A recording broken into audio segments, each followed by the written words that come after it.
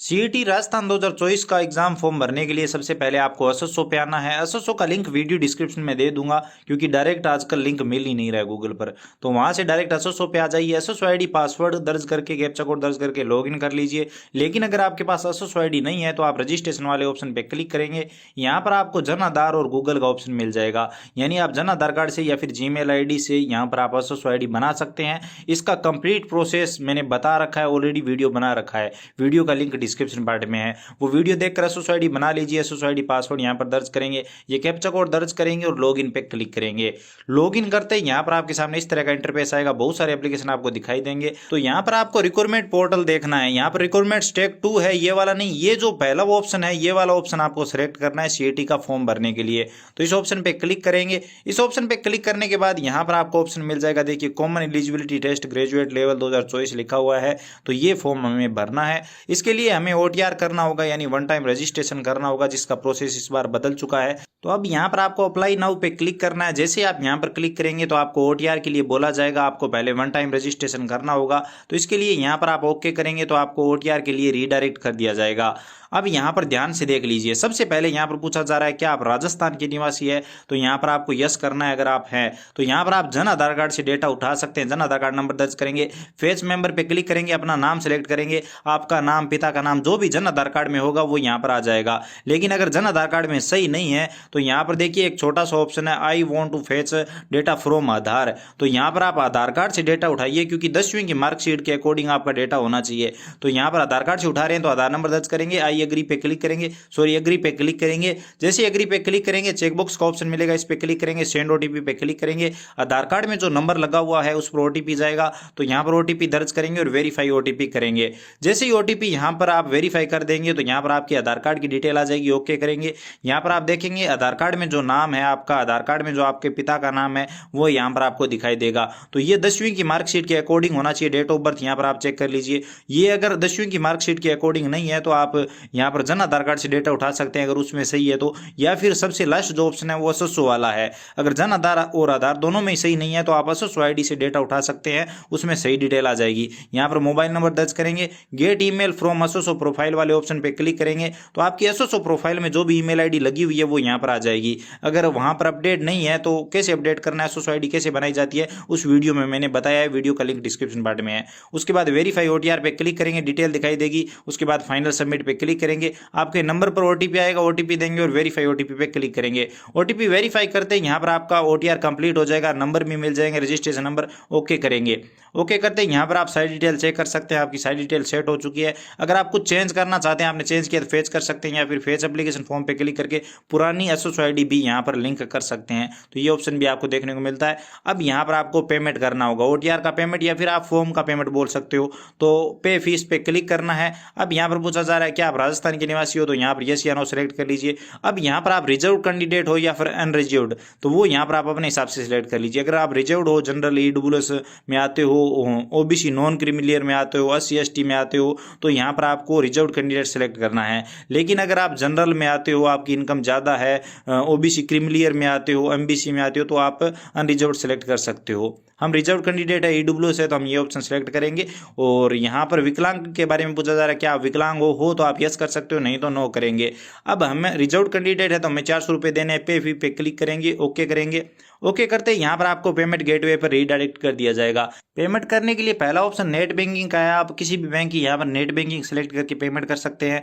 Aggregator वाला option select करके कोई भी पेमेंट गेटवे चुन लीजिए, इसमें आपको सब ऑप्शन देखने को मिलते हैं। आप नेट बैंकिंग से, डेबिट या क्रेडिट कार्ड से, यूपीआई से पेमेंट कर सकते हैं, या फिर जो सबसे सरल तरीका मुझे जो लगता है वो यहाँ पर क्यूआर कोड वाला है, तो यहाँ पर क्यूआर से भी आप पेमेंट कर सकते हैं। चलिए मैं आपको पहले अगर आप एटीएम कार्ड से पेमेंट करना चाहते हैं तो बता देता हूँ, या फिर नेट बैंकिंग से करना चाहते हैं तो कैसे करना है वो देख लीजिए। तो इसके लिए आपको क्या करना है, एग्रीगेटर वाला ऑप्शन सेलेक्ट करना है, यहाँ पर बिल डिस्क आप सेलेक्ट कर लीजिए, अच्छा पेमेंट गेटवे है। उसके बाद पे नाउ पे क्लिक करेंगे। उसके बाद यहाँ पर आपका प्रीव्यू दिखाई देगा, तो यहाँ पर प्रोसीड पे क्लिक करेंगे। उसके बाद यहाँ पर आपको बहुत सारे ऑप्शन देखने को मिल जाते हैं। यहाँ पर पहला ऑप्शन नेट बैंकिंग का है, तो इसमें आप सभी बैंकों की नेट बैंकिंग से पेमेंट कर सकते हैं। आपके पास जिस भी बैंक की नेट बैंकिंग हो वो सिलेक्ट कर लीजिए, या फिर डेबिट या क्रेडिट कार्ड, किसी भी एटीएम या क्रेडिट कार्ड या वॉलेट से यहाँ पर आप पेमेंट कर सकते हैं।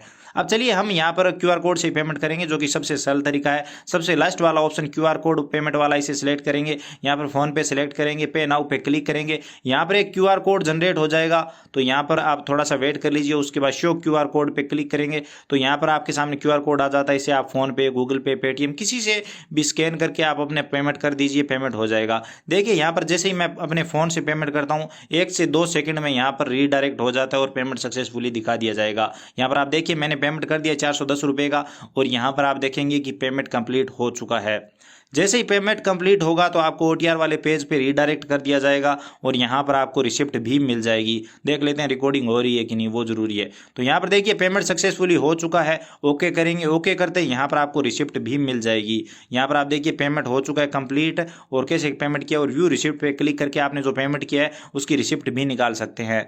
अब OTR eKYC वाला ऑप्शन आपको इस बार कंप्लीट कर रहे हैं, इस वाले ऑप्शन पे क्लिक करेंगे। उसके बाद यहाँ पर लाइव फोटो का ऑप्शन है तो टेक फोटो पे क्लिक करेंगे। इसके लिए जरूरी है कि आपके लैपटॉप या कंप्यूटर में कैमरा हो, क्योंकि ये चीज़ इस बार जरूरी है। तो टेक फोटो पे क्लिक करेंगे और यहाँ पर कैमरे के लिए परमिशन मांगी जाएगी। तो सबसे ऊपर वाला जो ऑप्शन है ये सिलेक्ट कर लीजिए ताकि बार बार आपको दिक्कत ना हो जब आप फॉर्म भरे। तो पहले वाला ऑप्शन में यहाँ पर परमिशन दे दीजिए। उसके बाद कैमरा ऑन हो जाएगा। पहली बार मुझे यहाँ पर फोटो लेने में काफ़ी दिक्कत आई क्योंकि मुझे पता नहीं था कैसे फोटो लेते हैं। मैं आपको सरल भाषा में बता देता हूँ। आप कस्टमर को, सॉरी जो स्टूडेंट है उसको सामने बिठाइए और पलकें झपकाइए। 2-3 बार पलकें झपकाएंगे तो कंप्यूटर ऑटोमेटिक फोटो ले लेगा। अगर आपको फोटो सही लग रही है तो रहने दीजिए, नहीं तो आप दोबारा भी ले सकते हैं।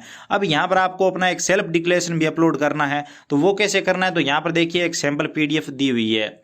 यानी आपको अपना एक फॉर्म लिखकर जैसे PTT में करते हैं तो वो अपलोड करना है। तो यहाँ पर जो सिंपल PDF वाला ऑप्शन है इस वाले ऑप्शन पे क्लिक करेंगे, एक PDF डाउनलोड हो जाएगी, इसे ओपन करेंगे। यहाँ पर ध्यान से देख लीजिए, ये यहाँ पर लिखा हुआ है, ये जो लिखा हुआ है हिंदी प्रारूप, ये आपको सेम टू सेम नीचे लिखना है। जैसे मैं और उसके बाद आवेदक का नाम यानी आपका नाम, आपके पिता का नाम और आपकी जो भी जन्म तिथि है वो यहाँ पर सेम टू सेम यहाँ पर उतार दीजिए। और उसके बाद बाकी जो सेम लिखा है, भर्ती परीक्षाओं हेतु आवेदन कर रहा हूँ, रही हूँ, अगर लड़का है तो रहा हूँ, लड़की है तो रही हूँ, मैं पूर्ण बयान करता हूं, करती हूं, अगर लड़का है तो करती हूं, करता हूं, और लड़की है तो करती हूं। तो इस तरह से वो आप कंप्लीट उतार दीजिए नीचे जो ऊपर लिखा है सेम टू सेम। और उसके बाद आपको ये PDF अपलोड करनी होगी। ये एक तरह का शपथ पत्र है कि अगर आप कोई भी गलत डिटेल देते हो तो आपको भर्ती से बाहर किया जा सकता है और आपका जो चयन है वो निरस्त किया जा सकता है। उसके बाद नीचे आएंगे, यहाँ पर आप अपने हस्ताक्षर करेंगे, SSO ID लिखेंगे, OTR नंबर देंगे और परमानेंट एड्रेस आप अपना वार्ड नंबर, गांव, क्षेत्र, कस्बे का नाम यहाँ पर भर के और ये कंप्लीट कर देंगे। तो इस तरह से ये कंप्लीट हो जाएगी आपकी PDF। इंग्लिश में यहाँ पर भरना जरूरी नहीं है, हिंदी या इंग्लिश दोनों में से कोई भी एक लिख दीजिए जो आपके लिए सूटेबल हो। जहाँ तक मुझे यहाँ पर हिंदी वाला सूटेबल था तो मैंने हिंदी वाला लिख दिया है। तो हिंदी में सेम टू सेम अपना नाम, पिता का नाम, जन्म दिनांक लिख के और बाकी ऊपर जो लिखा है वो सेम टू सेम उतार के नीचे हस्ताक्षर कर दीजिए। और सबसे लास्ट में SSO ID और वो जो 1 टाइम रजिस्ट्रेशन नंबर मिले हैं वो लिख के और आप एड्रेस लिख के अपलोड कर दीजिए। तो ये PDF मैंने तैयार कर ली है, मैंने इसका प्रिंट आउट ले लिया है। चलिए मैं एक बार फिर से इसका प्रिंट आउट ले लेता हूँ और इसे लिख के तैयार कर लेता हूँ। तो कहने का मतलब है अगर आप खुद फॉर्म भर रहे हो तो ये PDF तो आपको प्रिंट करवानी होगी, लिख के अपलोड करनी होगी। साइज 100 KB से कम नहीं होना चाहिए, 200 KB से ज़्यादा नहीं होना चाहिए। PDF फॉर्मेट में आप अपलोड कर दीजिए। उसके बाद सबमिट eKYC पे क्लिक करेंगे तो यहाँ पर आपकी जो लाइव फोटो आपने ली है वो आपको दिखाई देगी, PDF भी दिखाई देगी, वो चेक कर लीजिए। दोनों चेकबॉक्स पे यहाँ पर क्लिक करेंगे और सेंड OTP पे क्लिक करेंगे। आपके नंबर पर OTP आएगा, वो OTP यहाँ पर भरेंगे और फाइनल सबमिट पे क्लिक करेंगे। OTP देके सबमिट पे क्लिक करने के बाद आपका काम कंप्लीट हो जाएगा, आपकी KYC कंप्लीट हो जाएगी, OTR आपका कंप्लीट हो जाएगा। वैसे कई लोग बता रहे हैं कि यहाँ पर आपको जो 10वीं की मार्कशीट है वो भी वेरीफाई करनी चाहिए, लेकिन यहाँ पर ध्यान से देख लीजिए नोट मैंडेटरी लिखा है, ये जरूरी नहीं है। अगर आप चाहें तो यहाँ पर वेरीफाई कर सकते हैं, नहीं तो आप फॉर्म में भी ये डिटेल दे सकते हैं जब आप फॉर्म भरें। क्वालिफिकेशन डिटेल आप चाहें तो यहाँ पर OTR में भर सकते हैं और बाकी अपना विकलांग certificate, marriage certificate, police verification वो सब दे सकते हैं। आपको यहाँ तक करना है और उसके बाद होम पेज पे आ जाना है। होम पेज पे आने के बाद यहाँ पर आपको अप्लाई नाउ वाले ऑप्शन पे क्लिक करना है। उसके बाद यहाँ पर कॉमन एलिजिबिलिटी टेस्ट वाले ऑप्शन पे क्लिक करना है। इस ऑप्शन पे क्लिक करने के बाद डिटेल चेक कर लीजिए, अगर सारी डिटेल सही है तो ठीक है, नहीं तो आप अपडेट भी कर सकते हैं OTR में जाकर, नहीं तो प्रोसीड पे क्लिक करेंगे अगर सही है तो। प्रोसीड पे क्लिक करने के बाद सारी डिटेल यहाँ पर आ जाती है। अब अपनी माता का नाम यहाँ पर भर दीजिए, जो भी 10th की मार्कशीट में 10th की मार्कशीट के अकॉर्डिंग सारी डिटेल भरिए। उसके बाद यहाँ पर श्रेणी चुन लीजिए, कास्ट कैटेगरी जनरल ईडब्ल्यूएस जो भी है, ओबीसी एससी एसटी वो सिलेक्ट कर लीजिए। उसके बाद अगर आप विकलांग हो तो कौन सी कैटेगरी है वो बता दीजिए और यहाँ पर विकलांगता की जो भी श्रेणी है वो बता दीजिए। धर्म क्या है वो यहाँ पर आप बता दीजिए। उसके बाद यहाँ पर आप मैरिड हो अनमेरिड हो वो सिलेक्ट कर लीजिए। अगर अनमेरिड हो तो कोई दिक्कत नहीं है, अगर आप मैरिड हो तो जीवन साथी का नाम भी यहाँ पर देना होगा। तो चलिए हम यहाँ पर अनमेरिड सिलेक्ट कर लेते हैं। उसके बाद अगर आप अनमेरिड भी हो तो भी यहाँ पर बच्चों की संख्या तो बतानी होगी। जी हाँ, ये कमाल की चीज़ है। 1/6/2002 से पहले कितने बच्चे हैं, 1/6/2002 के बाद कितने बच्चे हैं। अगर आप अनमेरिड हो, बच्चे नहीं है तो 0 कर सकते हो, लेकिन करना जरूर पड़ेगा। मोबाइल नंबर आ जाएंगे, व्हाट्सअप नंबर यहाँ पर भर दीजिए, ईमेल आईडी आ चुकी है, उसके बाद आधार नंबर आ चुके हैं, मामासा आईडी वगैरह ऑप्शनल है, कोई जरूरी नहीं है, ये आप ऐसे ही छोड़ सकते हैं। उसके बाद अगर आप टीएसपी क्षेत्र में आते हो तो यहाँ पर आप यस कर सकते हो, नहीं तो आपको नो करना है। ज़्यादातर जिले नॉन टीएसपी में आते हैं, टीएसपी 2-4 जिले छोड़ के बाकी सभी नॉन टीएसपी में है, तो यहाँ पर आपको नो करना है।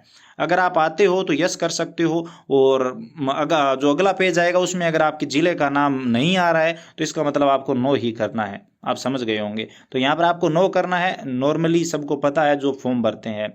उसके बाद यहाँ पर आप अपना एड्रेस भरेंगे, वार्ड नंबर, गांव का नाम, तहसील का नाम, अपने स्टेट कौन सा है तो वो यहाँ पर सिलेक्ट कर लेंगे, जिला कौन सा है, गांव कौन सा है, पिन कोड क्या है वो यहाँ पर भर देंगे। मैंने उदाहरण के लिए भरा है, आप सभी से भर दीजिए। सबमिट पे क्लिक करेंगे, यस पे क्लिक करेंगे। यस पे क्लिक करते ही अगला पेज आ जाएगा, इसमें यहाँ पर इंडियन सेलेक्ट कर लेंगे, आप अपना राज्य चुन लेंगे। यहाँ पर अगर आपने टीएसपी नो किया है तो यहाँ पर सभी जिले दिखाई देंगे, यस किया है तो 2-3 जिले ही दिखाई देंगे। उसके बाद यहाँ पर आप भूतपूर्व सैनिक हो या नहीं तो यस या नो में बताएंगे। यस करते हो तो इससे संबंधित डिटेल भी देनी होगी। खिलाड़ी हो या नहीं तो यस या नो करेंगे। यस करते हो तो डिटेल भी देनी होगी, कैसे खिलाड़ी हो, नेशनल या इंटरनेशनल।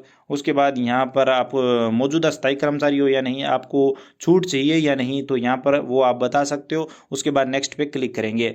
अब यहाँ पर आती है आपकी एजुकेशन क्वालिफिकेशन।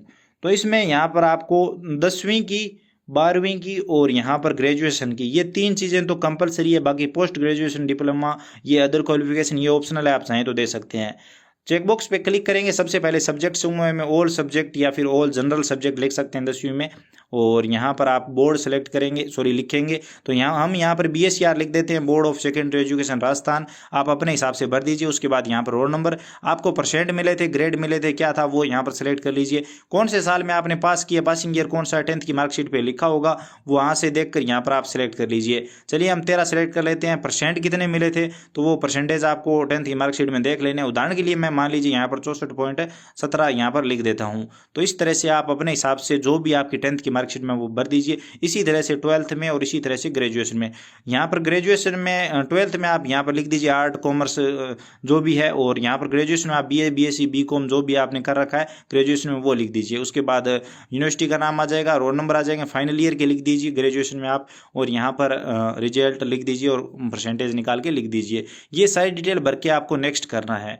तो चलिए हम यहाँ पर यह सारी डिटेल भर के नेक्स्ट कर देते हैं। नेक्स्ट करने के बाद आपको यहाँ पर एक फ़ोटो अपलोड करना है, रंगीन पासपोर्ट साइज फ़ोटो अपलोड करना है, जो 1 महीने से ज़्यादा पुराना नहीं होना चाहिए। इस बात का ध्यान रखें, नहीं तो फॉर्म रिजेक्ट हो सकता है। तो ये चीज़ देख लीजिए। फोटोग्राफ का साइज 50 KB से कम नहीं होना चाहिए, 100 KB से ज़्यादा नहीं होना चाहिए। JPG या फिर JPG में आप अपलोड कर सकते हैं। और सिग्नेचर में 20 KB से साइज कम नहीं होना चाहिए, 50 KB से ज़्यादा नहीं होना चाहिए। इसी फॉर्मेट में सिग्नेचर भी आपको अपलोड करने हैं। कोई बॉडी मार्क है विजिबल तो वो यहाँ पर लिख दीजिए, नहीं तो नो करेंगे। उसके बाद नेक्स्ट करेंगे। नेक्स्ट करने के बाद फॉर्म का प्रीव्यू आ जाएगा, एक बार ध्यान से चेक कर लीजिए क्योंकि अभी भी आप सुधार कर सकते हैं। इसके बाद अगर कोई कमी रह जाती है तो करेक्शन के 300 रुपये लगेंगे। यहाँ पर लाइव फोटो वगैरह भी आपको दिखाई देगी इस बार। तो ये सारी डिटेल एक बार चेक कर लीजिए और उसके बाद आपको फाइनल सबमिट करना है। चेकबॉक्स पे क्लिक करेंगे, फाइनल सबमिट वाले ऑप्शन पे क्लिक करेंगे और यहाँ पर आपका फॉर्म फाइनल सबमिट हो जाएगा। अब आपको प्रिंट आउट निकाल के अपने पास फॉर्म रख लेना है। अगर आपने खुद का फॉर्म भरा है, किसी कस्टमर का भरा है तो प्रिंट आउट निकाल कर उन्हें दे देंगे। अगर आपको ये वीडियो इन्फॉर्मेटिव लगा है तो लाइक करिए, अपने दोस्तों के साथ शेयर जरूर करिए। चैनल पर नए हो तो हमारी मेहनत के लिए सब्सक्राइब करके बेल आइकन जरूर दबाइए। काफ़ी मेहनत लगी है इस फॉर्म में। पूरे यूट्यूब पर आपको इस तरह से कंप्लीट डिटेल में फॉर्म भर के कोई नहीं बताएगा, तो सब्सक्राइब तो बनता है। सब्सक्राइब करिए, घंटी का बटन दबाइए। अगर आपको फॉर्म भरने में कोई भी दिक्कत आ रही है, आप कुछ भी जानना चाहते हो, बताना चाहते हो तो बेझिझक कमेंट सेक्शन में लिखिए, हम जरूर बात करेंगे। चलिए मिलते हैं अगले वीडियो में।